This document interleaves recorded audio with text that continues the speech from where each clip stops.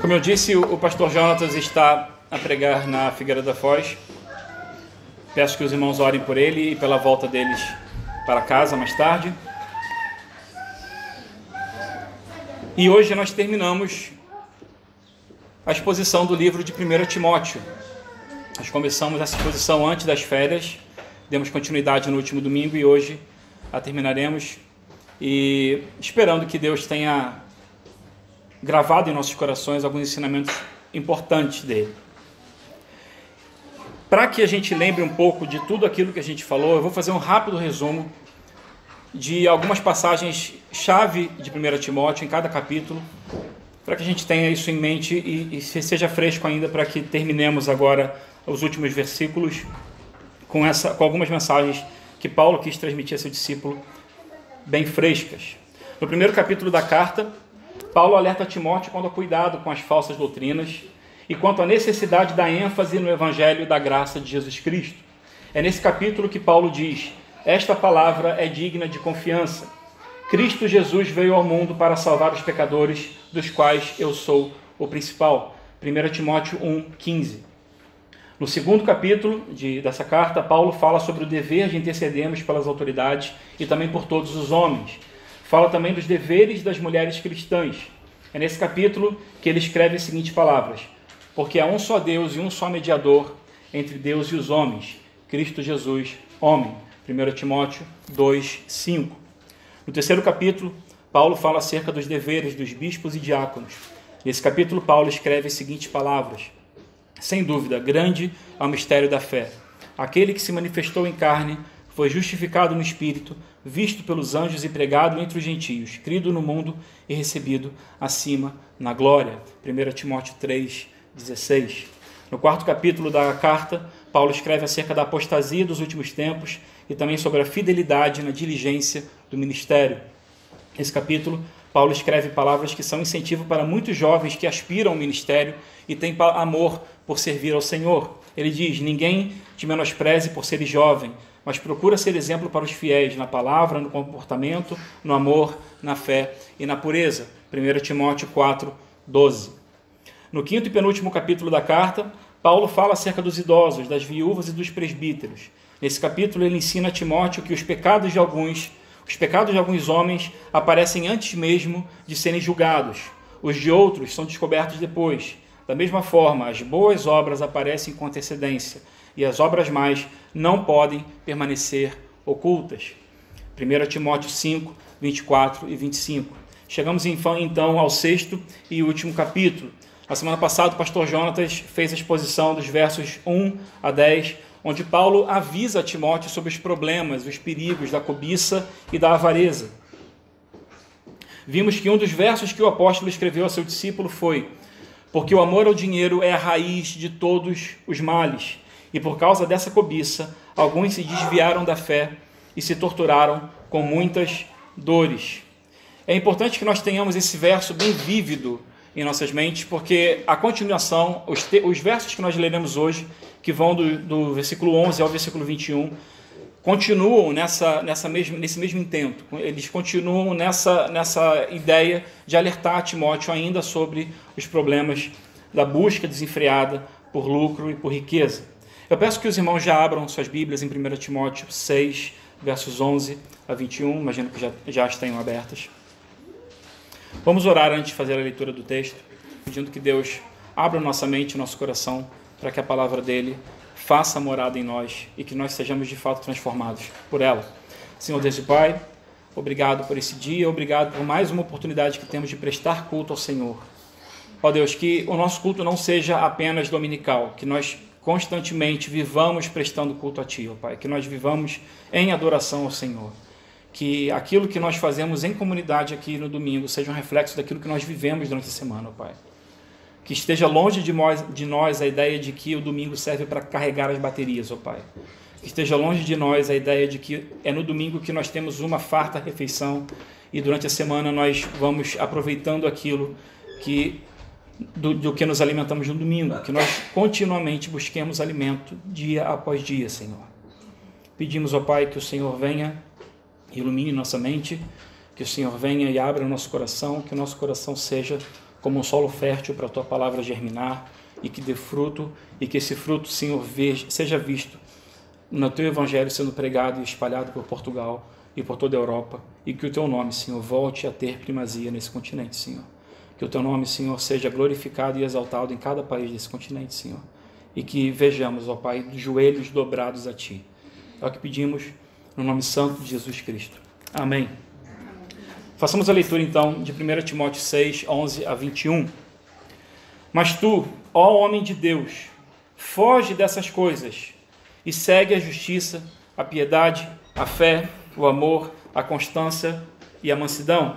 Trava o bom combate da fé, apodera-te da vida eterna, para a qual foste chamado, tendo já feito boa confissão diante de muitas testemunhas. Diante de Deus, que dá a vida a todas as coisas, e de Cristo Jesus, que perante Pôncio Pilatos deu o testemunho da boa confissão, eu te exorto, sem mácula e irrepreensível, guarda esse mandamento até a vinda de nosso Senhor Jesus Cristo.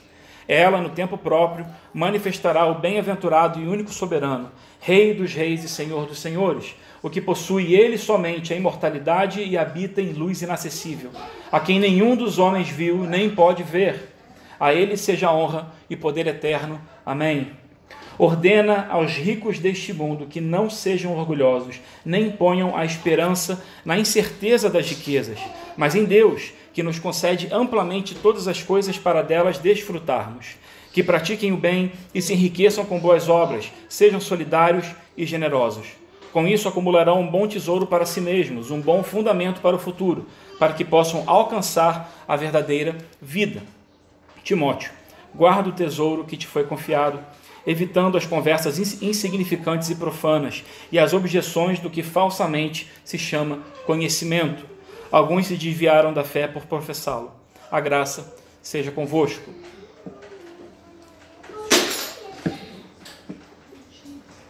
Esse texto que nós lemos são 11 versículos, 10 versículos, 11 versículos. A gente consegue dividi-lo em 4 partes, e a gente vai fazer isso para que fique mais fácil entender cada seção daquilo que Paulo quer dizer a Timóteo. A primeira seção se encontra justamente nos versos 11 e 12. Eles são a sequência do versículo 10, por isso que é importante que nós tivéssemos em mente esse último versículo 10, porque o amor ao dinheiro é a raiz de todos os males, e por causa dessa cobiça, alguns se desviaram da fé e se torturaram com muitas dores. Mas tu, ó homem de Deus, foge dessas coisas e segue a justiça, a piedade, a fé, o amor, a constância e a mansidão. O que Paulo está dizendo aqui para Timóteo é que ele não pode se deixar se desviar pelas coisas que o mundo busca. Já naquela época, as pessoas buscavam a riqueza e buscavam os lucros e buscavam ter mais e possuir mais. Paulo, em hipótese alguma, faz uma crítica àqueles que já têm, àqueles que são ricos, àqueles que têm dinheiro. A crítica dele é àqueles que fazem do dinheiro um ídolo a ser buscado, um objetivo a ser alcançado. Isso nunca deve acontecer na vida de nenhum de nós. Nenhum de nós deve ter a busca ou a aquisição de coisas, ou a busca por coisas, ou dinheiro, ou seja lá o que for, status, qualquer coisa, como um fim. O nosso fim, o fim da nossa vida, o fim do nosso viver, a finalidade para a qual nós fomos criados é louvar e adorar o nome do Senhor Jesus Cristo. Sempre que nós buscamos qualquer outra coisa que não essa finalidade, que é dar glória e honra e declarar que todo poder pertence somente a Jesus, sempre que fazemos isso, nós somos idólatras. Colocamos um ídolo em nosso coração, colocamos um ídolo em nossa vida e isso tira a primazia de Jesus em nossa vida. Isso quer dizer que nós não somos mais sujeitos à sua soberania, no sentido em que nós não queremos mais crer nela, porque nós não pedimos que Deus faça a vontade dele em nossa vida, nós queremos que a nossa vontade aconteça, nós queremos que o nosso desejo se suceda, nós queremos alcançar os nossos objetivos por nossa própria vontade, e nem mesmo colocamos diante de Deus a pergunta se, Senhor, esse objetivo que eu quero é da tua vontade para mim, porque se não for, tira isso do meu coração. Deveria ser essa a forma que nós tratamos com qualquer assunto em nossa vida. Sempre devemos levar a Deus em oração tudo aquilo que queremos buscar a resposta dele. Sempre que buscamos as respostas para as nossas dúvidas ou nossos questionamentos em nosso próprio coração, estamos acreditando em um grande mentiroso. Estamos dando ouvidos a um grande mentiroso. Nosso coração é o maior mentiroso que habita em nós, ou que nós conhecemos. Não há ninguém que minta mais para você do que você mesmo. Não há ninguém. O seu coração vai dizer que você consegue qualquer coisa, o seu coração vai dizer que você pode qualquer coisa, que você é capaz. Nós não somos feitos de ferro, nós não somos o Homem de Ferro, nós não somos o Capitão América, nós não somos nenhum super-herói. Nós somos falhos, nós temos dificuldades, nós temos tropeços, nós temos problemas, os quais devemos ultrapassar com a ajuda do nosso Senhor. Então, quando Paulo trata dessa questão da busca e da riqueza e da busca por dinheiro, a qual ele chama de a raiz de todos os males, e pode acreditar, é a raiz de todos os males. Problemas na família, problemas no trabalho, problemas de relacionamento, o amor ao dinheiro e a busca incessante pelo dinheiro acaba com qualquer tipo de relacionamento, porque você vê tudo como um grande cifrão. Tudo passa a ter um valor, tudo pode ser comprado ou tudo pode ser vendido. Você vende a sua amizade, você vende aquilo que você se vende por ninharia, porque você acha que vai acumular um pouco mais para si. Isso é idolatria, irmãos, devemos fugir disso. Como Paulo diz no versículo 10, que já foi exposto na semana passada, alguns se desviaram da fé e se torturaram com muitas dores pela busca desenfreada por riqueza e por dinheiro.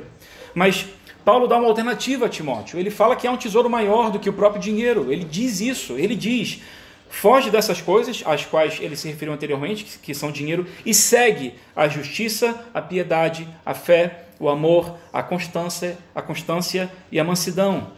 Ele está garantindo isso para Timóteo. Timóteo, há um tesouro mais importante a ser perseguido, há algo maior a ser buscado, e isso o mundo não dá. Quem dá isso é nosso Deus e o seu Espírito habitando em nós, e Ele vai garantir essas coisas. E todas esses tesouros aos quais Paulo se refere a Timóteo para que ele busque, justiça, piedade, fé, amor, constância e mansidão, todos eles são um incremento no nosso relacionamento com Deus Pai e uns com os outros. Todas essas coisas nos permitem, nos habilitam a termos um melhor relacionamento com o nosso Deus e com as pessoas às quais Ele coloca ao nosso redor. Lembrem-se que o contexto do qual Paulo está falando para Timóteo é: você é um pastor de igreja, você é um presbítero, então essas coisas aqui vão lhe auxiliar no seu ministério. Ou seja, isso tudo é para ser aplicado dentro da vida da igreja. É claro, e todos nós sabemos isso, quando nós somos comprados pelo sangue de Cristo, nós somos feitos em uma família. Todos nós aqui somos uma família. Todos nós. Não há mais um senso de separação. Não há mais o senso de separação por nações, por regiões do país, por cor da pele. Não, nada disso deve ser mais um empecilho para nós. Nós somos uma grande família. E essa família é muito maior do que nós imaginamos. No dia em que Deus nos chamar para si de volta, no dia em que estivermos com o nosso Senhor Jesus Cristo, nós teremos um conhecimento de uma família que nós nem temos ideia. Dezenas e centenas de milhões de pessoas, milhares e milhares de pessoas, as quais foram compradas pelo mesmo sangue, as quais foram redimidas pelo mesmo Senhor Jesus Cristo. E todos nós somos irmãos, co-irmãos em Cristo, co-herdeiros com Cristo daquilo que o Senhor tem como herança para os seus. Não há tesouro maior do que esse. Não há tesouro maior do que esse. Nada que te prometam nessa terra, nada que possam te dar nessa terra vai ser maior, será maior do que aquilo que Deus já comprou, já conquistou e já tem guardado e bem depositado para nós. Nós já temos essa herança. Essa herança já é nossa. Embora nós vivamos nesse mundo mau, onde a cada dia nós podemos acordar bem, acordar mal, os problemas que temos podem acabar com o nosso dia, nos deixar péssimo, onde temos problemas de relacionamento uns com os outros, porque nossa carne e nosso pecado não nos permitem sempre tratar a todos muito bem. Isso é muito mal também, mas vivemos nesse mundo e somos ainda alvo de suas concupiscências. Mas um dia isso tudo vai acabar. Um dia isso tudo vai acabar. No dia em que o Senhor nos levar de volta para Ele, no dia em que, ou se Cristo voltar antes, Maranata, que Ele volte, isso tudo vai acabar, e o que nós receberemos primeiro nós seremos recebidos por Deus, em seguida nós receberemos aquilo que Ele já guardou para nós, e o próprio Jesus prometeu que guardaria para nós. Nós temos morada na casa do Pai, prometida por Jesus Cristo, a Ele a glória por isso. Versículo 12, ele começa dizendo: trava o bom combate da fé, apodera-te da vida eterna para a qual foste chamado, tendo já feito boa confissão diante de muitas testemunhas. Trava o bom combate da fé. Paulo está usando aqui uma linguagem, está a usar, perdão pelo brasilianismo. Paulo está aqui a usar uma linguagem militar. E o que ele está querendo dizer enfim, o gerundismo aqui vai ser demais hoje. E o que ele quer dizer para Timóteo é o seguinte: os soldados, as guerras estão constantemente, as nações estão constantemente em guerra. Temos guerras acontecendo em diversas partes do mundo, ainda hoje. Naquela época não era diferente. Os soldados vão para a guerra e eles lutam por seus países, e muitas vezes eles não sabem se a causa pela qual eles lutam é justa, porque eles simplesmente têm que lutar, e em muitos casos, se eles não lutarem, eles vão mesmo morrer. Ou seja, é uma escolha entre morrer no campo de batalha ou morrer na prisão, porque ele escolheu deserdar do seu exército. Mas enfim, os soldados lutam sem saber se as causas pelas quais eles lutam são justas, ou se a luta vai ter algum sucesso. Por exemplo, um grande exemplo de perda em batalhas é a Guerra do Vietnã para os americanos. Os americanos foram arrasados no Vietnã e eles não imaginavam isso. Os americanos sempre foram uma grande potência militar e eles perderam aquela guerra. E eu duvido que os soldados que foram para aquela guerra imaginaram que esse seria o resultado, mas esse foi, eles perderam. Os soldados que vão para guerras não têm ideia do que vai acontecer com eles. Quando Paulo diz a Timóteo: luta o bom combate da fé, ele quer dizer duas coisas. Primeiro, o combate da fé é de fato uma guerra, onde há mortos, onde há feridos, e onde há dor, onde há sofrimento, e onde há inúmeras catástrofes. A verdade é essa. Ele faz a relação da luta pela verdade, a luta pelo Evangelho de Cristo, com uma guerra. Ele quer realmente dizer isso. Mas quando ele diz que é um bom combate, o que ele quer dizer é: olha, você vai sofrer, provavelmente você vai sofrer bastante. E nós temos relatos na Bíblia de homens e mulheres que sofreram muito por causa da verdade do Evangelho. Hebreus 11, 12, nós temos um relato vívido de pessoas que foram cerradas ao meio, pessoas que sofreram inúmeras dores, pessoas que foram presas até a morte por causa do Evangelho. Lembrando que quando nós lemos isso em Hebreus, e Hebreus 11 começa com a grande nuvem de testemunhas, aquelas pessoas que viveram pela fé e são exemplo para nós ainda hoje, são pessoas que não viram a promessa.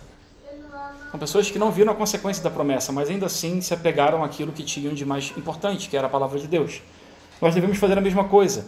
Paulo garante para Timóteo: isso é uma guerra, isso é uma luta, e você precisa se preparar para essa guerra. Mas essa guerra, existe uma vitória, e a vitória é nossa, porque Satanás perde e Cristo vence.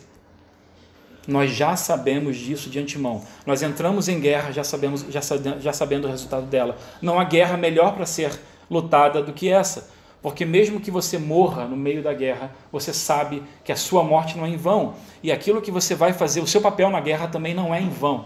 Porque você sabe que aquele que morreu por nós e resgatou da morte o direito de dar vida àqueles que são seus, já garantiu a vitória. Timóteo tem uma bela guerra para ser lutada, e nós também. Nós também temos uma bela guerra para ser lutada, uma guerra onde a vitória é certa. Apodera-te da vida eterna para a qual foste chamado. O que Paulo está querendo dizer aqui para Timóteo é o seguinte: não trabalhe no ministério meramente com os olhos aqui na terra, porque se nós fitarmos os nossos olhos aqui na terra, são muitas dificuldades, são muitos problemas, e a gente acaba perdendo a noção daquilo que Cristo já conquistou para nós. Paulo está dizendo: olha, você já recebeu a vida eterna em Cristo Jesus. Trabalha e ministra e serve a Deus com vista no paraíso, com vista naquele lugar eterno onde Ele comprou para si. Esse lugar já é seu. Trabalha com vista nisso. Todos nós deveríamos viver dessa forma. Todos nós deveríamos viver com vistas para aquilo que Deus tem preparado para nós, para aquilo que Jesus já preparou para nós.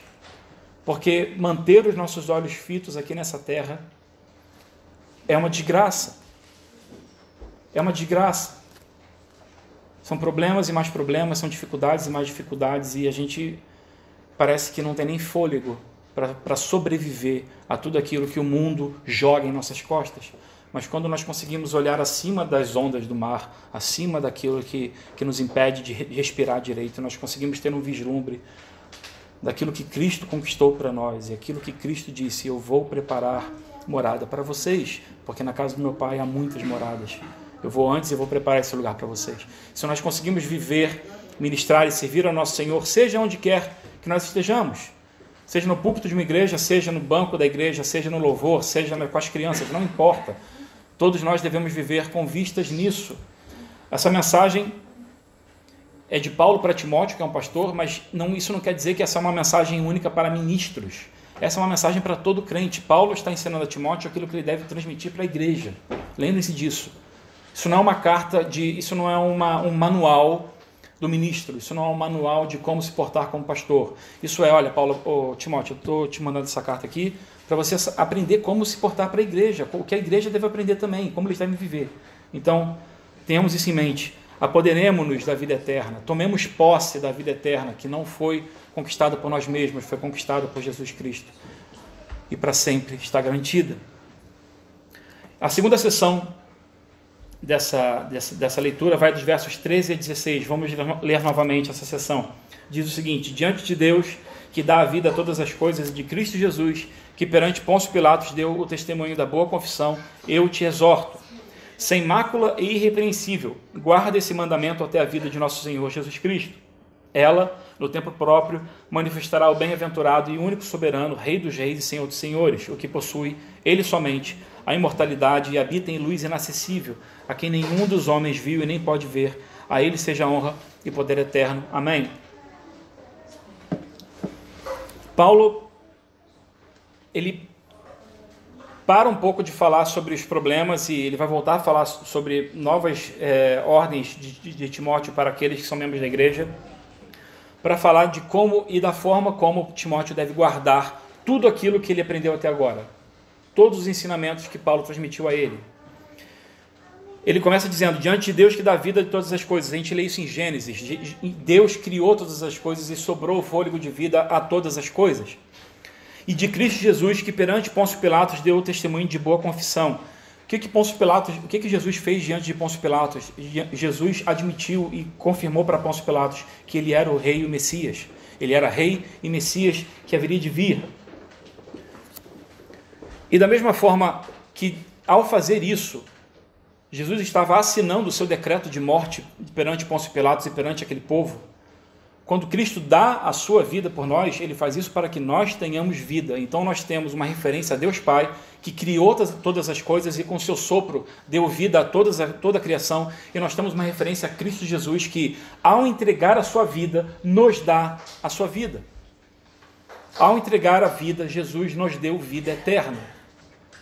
E a gente lembra disso porque em João 10, 17 a 18, Jesus diz isso aos seus discípulos. Por isso o Pai me ama, porque eu dou a minha vida para retomá-la.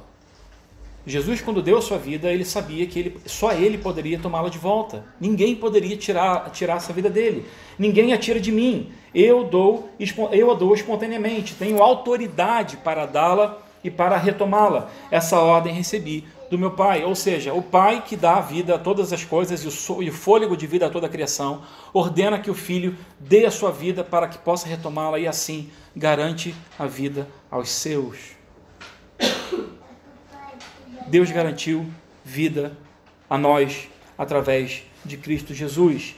E diante disso tudo, Paulo exorta a Timóteo que, sem mácula e irrepreensivelmente, guarde esse mandamento até a vinda do nosso Senhor Jesus.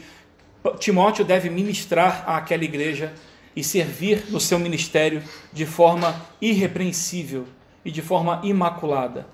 Ele não deve deixar-se levar pelo mundo. Ele deve permanecer fiel à palavra da verdade, a qual ele conheceu desde sua família e a qual Paulo agora o instrui. Lembre-se, Timóteo era jovem e aquela igreja tinha inúmeros problemas, como nós lemos nos capítulos 1 e 2. Era fácil que Timóteo pudesse se desviar por algum desses problemas. Era fácil. Outro dia, conversando sobre essa infeliz onda de ministros e servos de Deus que têm vindo a público para dizer que não mais acreditam no Evangelho, ou que nunca confiaram, ou que sempre tiveram dúvidas. Conversando com alguém, a conclusão que nós chegamos é... Eu acho que foi com o pastor Jonatas que eu estava conversando isso, mas enfim... Isso poderia acontecer com qualquer um de nós. Julgar é muito fácil, porque nós julgamos de um estado em que nós temos a nossa Bíblia debaixo do braço, em que nós temos confiança nas misericórdias de Deus. Só que essas pessoas também um dia tiveram essa confiança toda.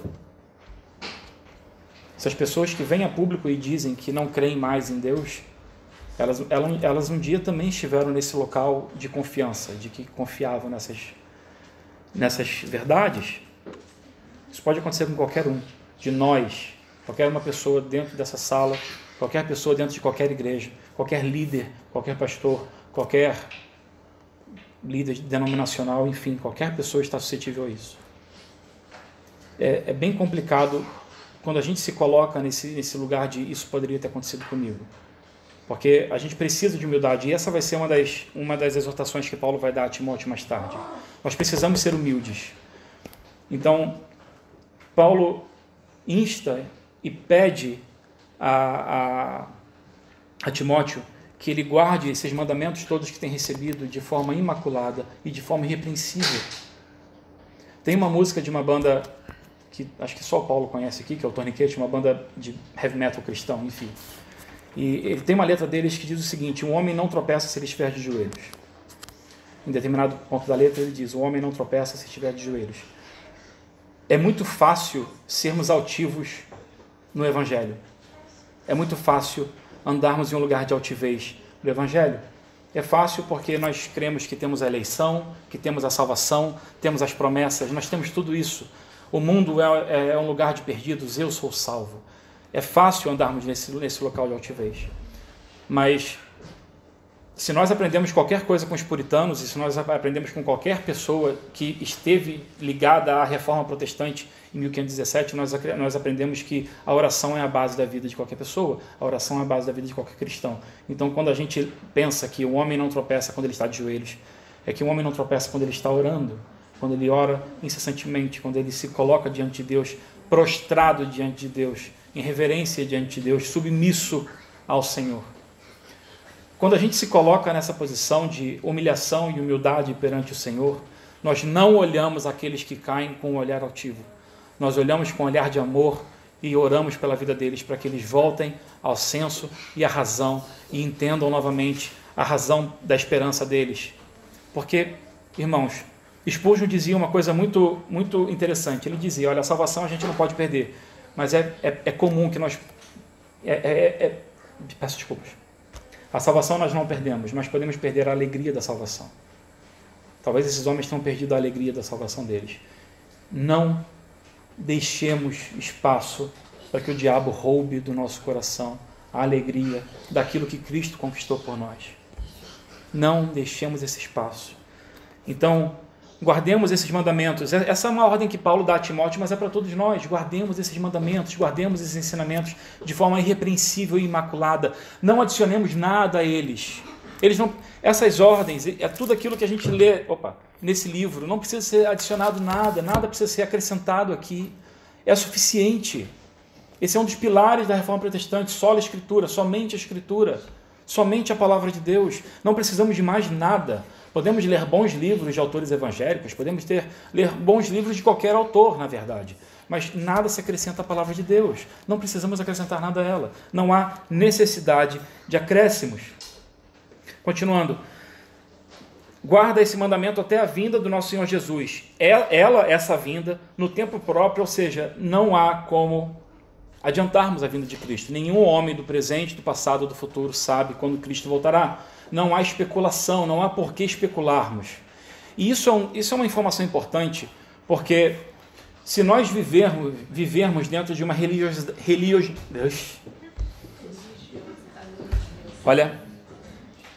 se nós vivermos dentro de uma religiosidade que especula a volta de Jesus, melhorou. A gente deixa de viver para Jesus. Se nós vivermos com uma data na cabeça, como algumas religiões vivem, e essa data sempre é mudada, porque talvez alguém tenha errado, ou talvez porque ninguém sabe a data, nós perdemos a dimensão do serviço ao Senhor Jesus. Nós perdemos a importância de vivermos em serviço a Deus em todo momento, em qualquer lugar onde estivermos, no nosso trabalho, na igreja, na rua, fazendo compras, não importa. Podemos viver para o serviço do nosso Rei a qualquer momento. Há um hino que diz: no serviço do meu Rei eu sou feliz, satisfeito e abençoado. E é assim que devemos nos sentir. Ao serviço do meu Rei minha vida entregarei, gozo, paz, felicidade tem quem serve ao meu bom Rei. Isso não é mentira. Percebam, essas promessas são todas verdadeiras, mas há também a certeza de que há dificuldade, como o próprio Paulo já disse aqui: luta o bom combate da fé. É uma guerra. Mas essa perspectiva de que é uma guerra vencida, é uma guerra com um resultado favorável àqueles que se alistam no exército de Cristo, nos permite viver isso de uma forma melhor. A terceira parte do texto vai dos versículos 17 ao 19. Vamos ler esse trecho novamente. Ordena aos ricos desse mundo que não sejam orgulhosos, nem ponham a esperança na incerteza das riquezas, mas em Deus, que nos concede amplamente todas as coisas para delas desfrutarmos. Que pratiquem o bem e se enriqueçam com boas obras, sejam solidários e generosos. Com isso, acumularão um bom tesouro para si mesmos, um bom fundamento para o futuro, para que possam alcançar a verdadeira vida. Embora dos versos 3 ao 10 do capítulo 6, Paulo tenha alertado contra os perigos da cobiça, e aqui não importa se a cobiça é de pessoas que não têm nada e querem ter tudo, ou pessoas que têm muito e querem ter ainda mais. Cobiça é cobiça de qualquer forma. Não é cobiça só o pobre que quer ter, o rico que quer ter mais também cobiça. Nesses 3 versos aqui, Paulo se dirige àqueles que já são notoriamente ricos. Podemos inferir por esse trecho que havia pessoas com posses naquela comunidade. Isso não é difícil de perceber em nenhuma outra carta dele. Nós temos um outro exemplo em Tessalonicenses, quando ele fala de Lídia. Lídia é uma figura na Bíblia que ela tinha um comércio de tecidos púrpura. E ela era uma pessoa que mantinha a igreja, ela foi uma das pessoas que sustentou o apóstolo Paulo. Uma mulher que tinha dinheiro na igreja. Então, não é difícil imaginar que naquele contexto houvesse pessoas que tivessem dinheiro e que já tivessem posses.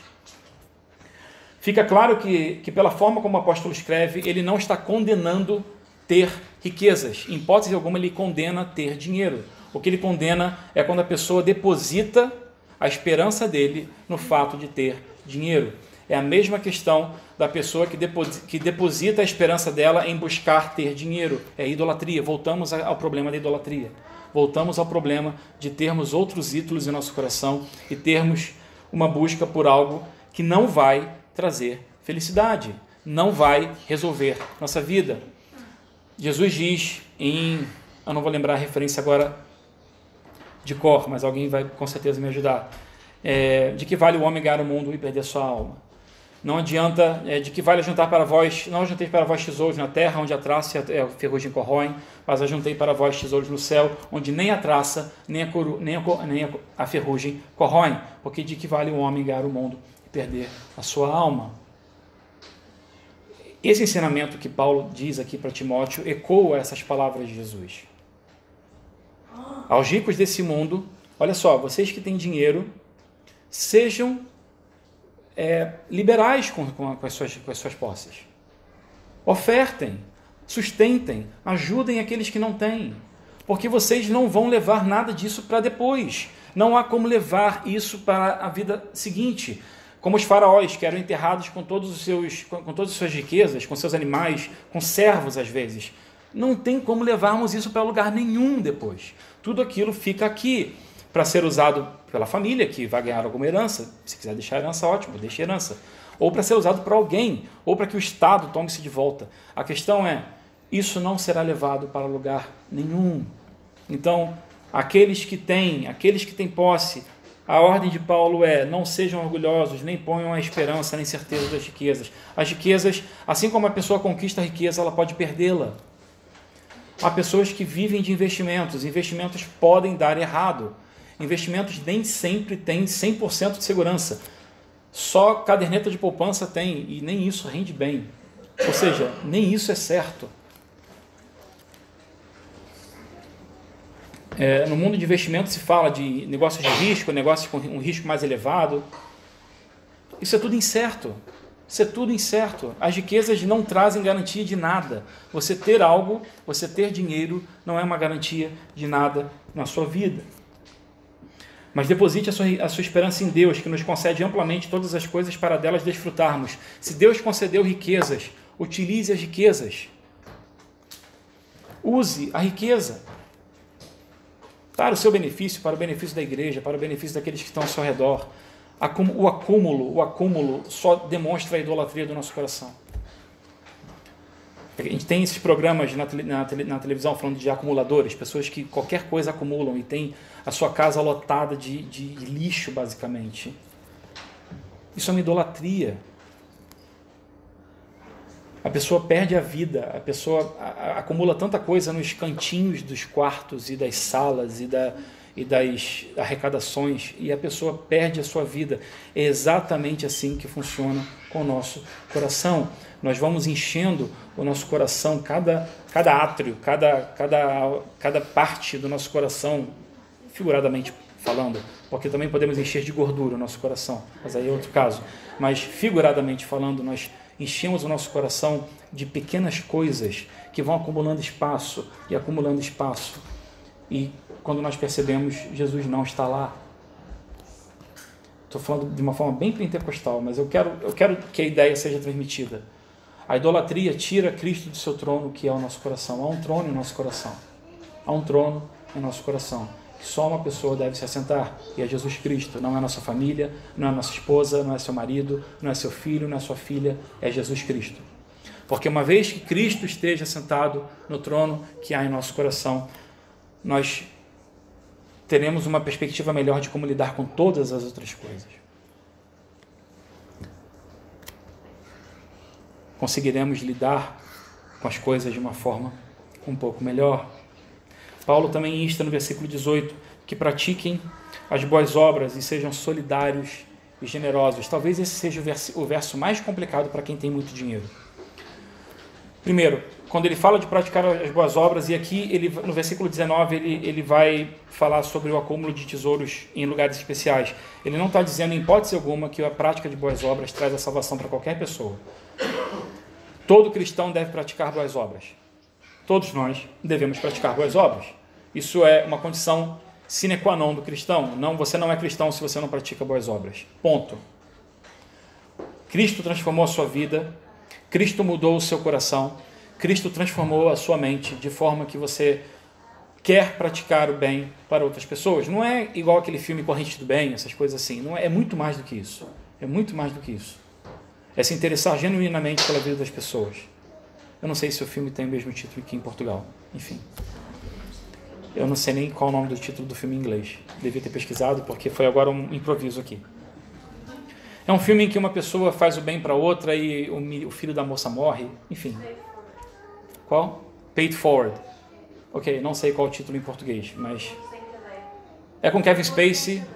Enfim, não estamos aqui para falar de filmes, mas percebam. A ideia não é simplesmente a ideia de vou fazer o bem por fazer. Eu faço o bem porque Cristo me mudou. Eu faço bem porque eu quero que as pessoas sejam alcançadas com a bondade de Cristo através da minha vida. Perceba isso. Cristo habita em você. Cristo reina no seu coração. Quando você faz o bem a alguém, você está sendo um canal da bênção de Cristo para outras pessoas. Simples assim. Simples assim. Mas por que você está fazendo isso por mim? Porque Cristo fez algo ainda maior por mim. Cristo me mudou, Cristo me transformou para que eu pudesse ter amor por você e fazer isso por você. Isso é uma excelente forma de evangelizarmos, fazer o bem às pessoas, fazer boas obras. Sejam solidários e generosos. E o versículo 19, com isso acumularão um bom tesouro para si mesmos, um bom fundamento para o futuro, para que possam alcançar a verdadeira vida. Repare, Paulo aqui, ele usou no versículo 13, no versículo 12, de linguagem militar, e aqui ele está utilizando de uma linguagem de economia. Ele está a usar termos da economia para falar sobre o que é o bom tesouro e como ele deve ser guardado. Aquelas pessoas que tinham muito dinheiro, elas tinham um tesouro acumulado em local físico. Elas viam onde estava o seu dinheiro. Eu não sei se naquela época havia bancos, mas enfim, elas sabiam que elas tinham posses, elas sabiam que elas tinham dinheiro.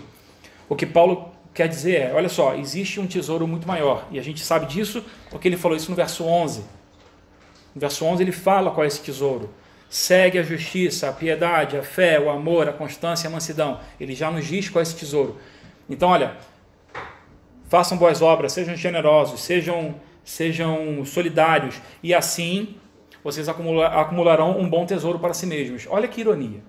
Ele está dizendo para pessoas que já têm riquezas, que assim elas vão acumular um bom tesouro. Ele realmente está se desfazendo e abrindo mão de dizer que o tesouro da terra é algo valioso para dizer que há algo muito mais valioso. Um bom fundamento para o futuro. O futuro que ele quer dizer aqui não é a velhice. O futuro que ele quer dizer aqui é a vida eterna. O fundamento da nossa vida, no fundamento da nossa vida eterna é a confiança que nós depositamos no Filho de Deus. E aqui ele fala de depósito, depositar. É o mesmo termo que usamos hoje para depositar dinheiro no banco. Ele quer que nós depositemos nossa confiança em Cristo Jesus, para que possam alcançar a verdadeira vida. E a última seção dessa parte, desse texto, são os versículos 20 e 21, onde Paulo termina a sua primeira carta a Timóteo. Ele diz: Timóteo, guarda o tesouro que te foi confiado, evitando as conversas insignificantes e profanas e as objeções do que falsamente se chama conhecimento. Alguns se desviaram da fé por professá-lo. A graça seja convosco. Quando ele fala aqui de conhecimento, a gente poderia achar que ele estivesse falando do gnosticismo, que era comum naquela época. Não é necessariamente isso que ele está querendo dizer. Quando ele fala aqui de conhecimento, ele quer dizer muito mais em relação àquelas pessoas que sabem de tudo e sabem um pouco de todas as coisas. Lembrando que isso aqui ele está inserido numa cultura grega. Então são pessoas que sabiam informações de um pouco de tudo para saberem discursar e falar para todos. E assim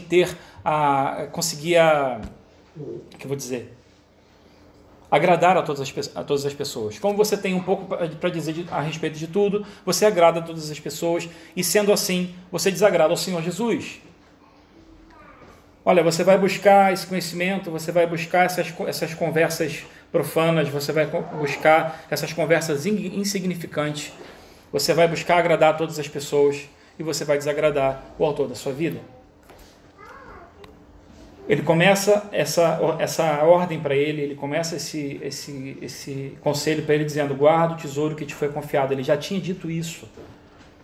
Ele já havia dito isso a Timóteo. Ele disse isso aqui no verso 14.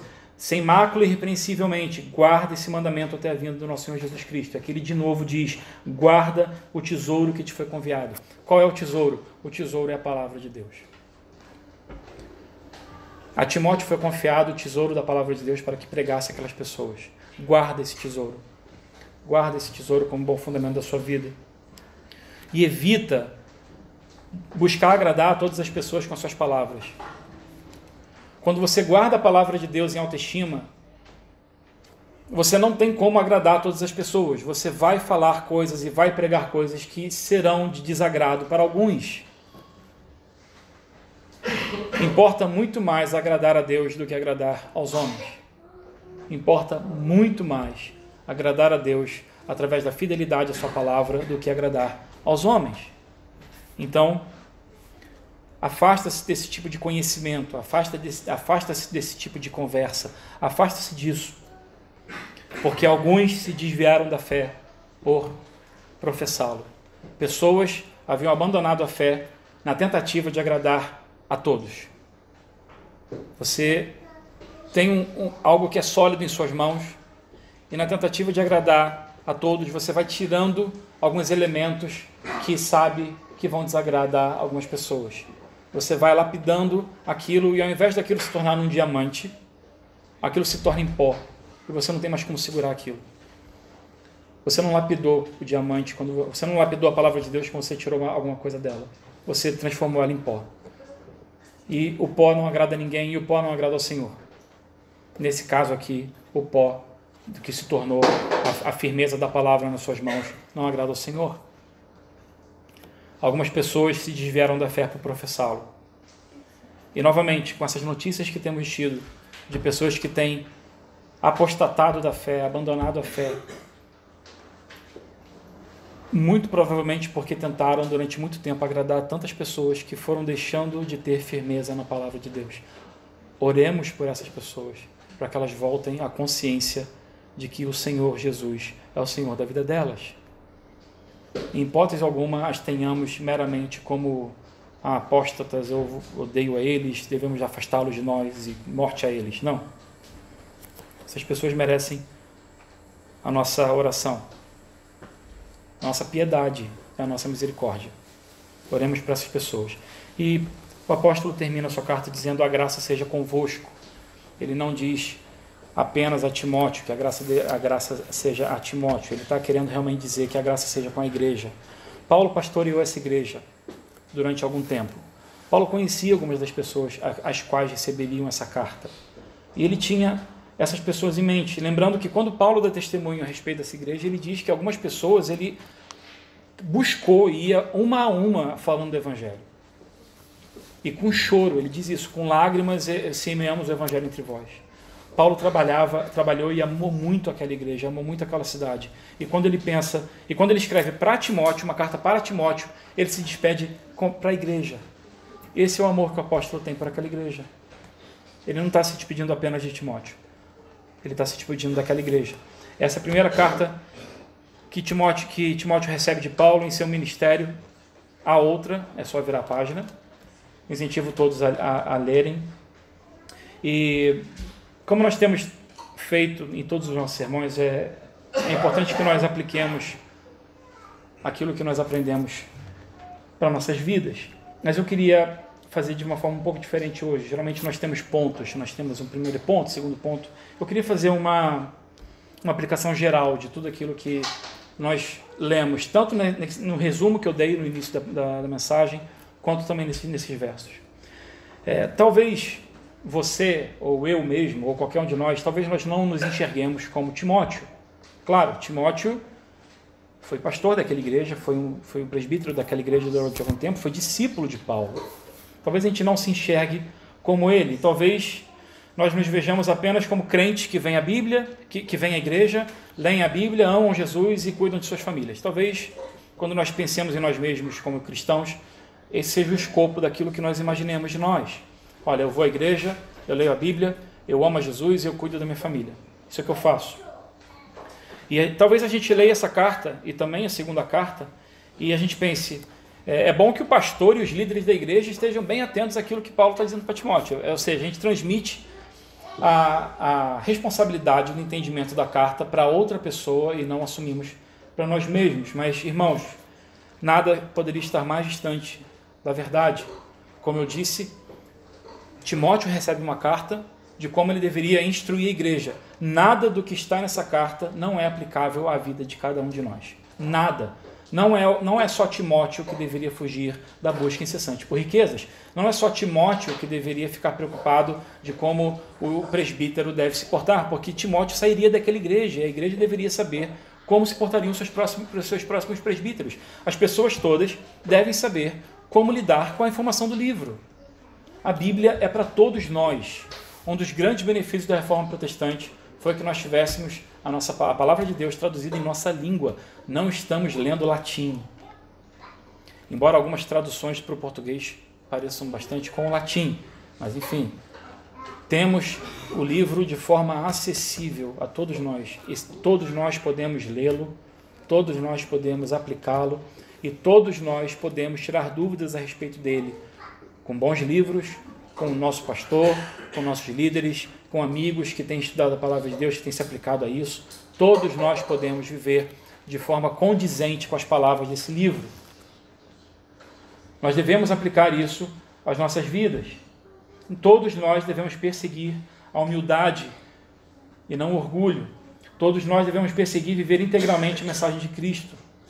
Todos nós, ou senão nada irá mudar.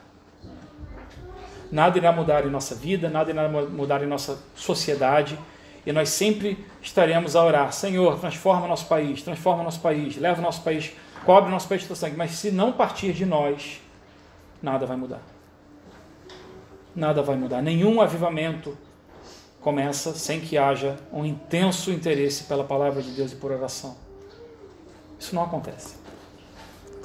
Deus não vai despertar pessoas a trabalharem por seu nome sem que haja um amor profundo por aquilo que Ele deixou de legado para nós. Não há como.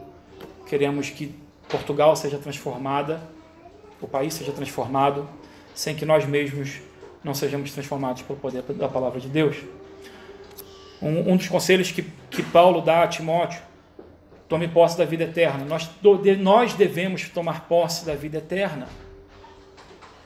Nós devemos tomar posse da vida eterna, ou nós continuaremos a caminhar na escuridão.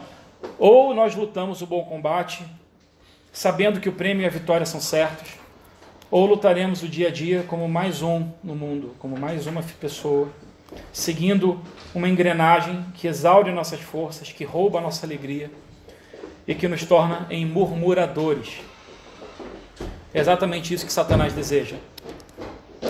Se nós não lutarmos o bom combate do Evangelho, se nós não nos apoderarmos da vida eterna, nós nos tornamos aquilo que Satanás deseja que a igreja se torne: uma igreja de murmuradores, uma igreja de pessoas que cobiçam, uma igreja de pessoas que não respeitam a palavra do Senhor, uma igreja de pessoas que não têm amor por Jesus Cristo. Irmãos, tomemos posse da vida eterna, lutemos o bom combate e guardemos os mandamentos de Cristo até que Ele venha ou até que Ele nos leve para si. Essas ordens não são apenas para os líderes e pastores da igreja. Essas ordens não foram apenas para Timóteo. Todos nós precisamos vivê-las. Que Deus nos abençoe.